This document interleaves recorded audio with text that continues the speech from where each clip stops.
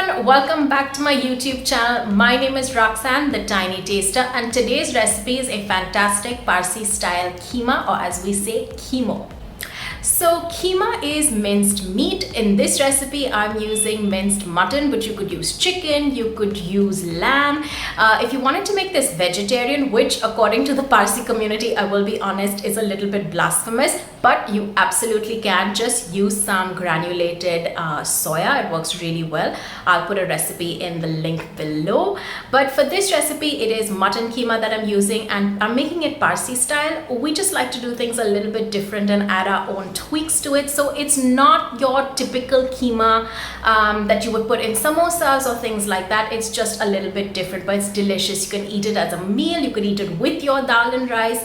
You could eat it with pav or roti for breakfast. However you want, either which ways, it's delicious. So I hope you enjoy this recipe. If you do, as always, don't forget to like, share, comment and subscribe below. Just hit that red button and you get notified for all my recipes. So without any further ado, let's get cooking. So we begin by marinating our meat. As I've mentioned, I've used minced mutton. To that, I'm going to add some salt, some red chili powder and ginger garlic paste. Make sure you mix it well, get everything mixed together and let this marinated meat sit for about 30 minutes. While the meat is marinating, you can start boiling some potatoes. I've just chopped about 3 to 4 potatoes into small pieces, put it in some salted water, boiled it for 10 minutes, drained it and kept it aside. In your pot of oil, add in some chopped onions and saute them till they turn a little bit translucent. Once they've cooked down and turned color, you can add in your chopped tomatoes and just cook this for about 2 to 3 minutes till they completely melt down. Once the tomatoes and onions have cooked a little, and you'll know this once you can see that all the moisture and water has dried out, go ahead and add in your marinated mutton mince. Just mix it all together and let the tomatoes and onions combine with the meat and let it cook for about 2 to 3 minutes. I'd recommend trying to cook this and sear the meat a little bit on a high flame. It will start to release a lot of water. That's okay, don't worry at all. To this, you want to add in your coriander powder, cumin powder, turmeric powder, a little bit of cinnamon powder and some cardamom powder. I forgot to add here that you also need some garam masala, so add a pinch of that and just mix it all together.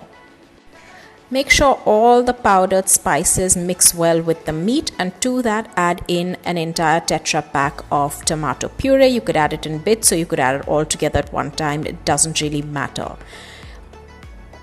To this mixture, add in about a cup of frozen peas. I've used frozen, you could use any, along with your boiled potatoes. I don't like too many peas in my minced keema, but you could add more or less, however many you like. Just mix it all together so that it combines well with the meat.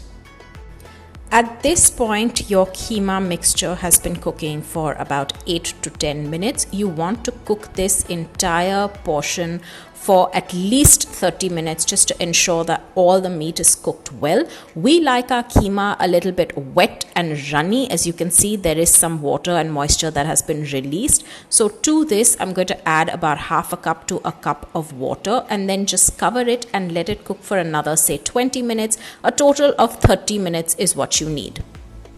After 30 minutes of cooking it covered, your keema is almost ready. To this, just add in about half a cup of chopped coriander and some chopped mint leaves.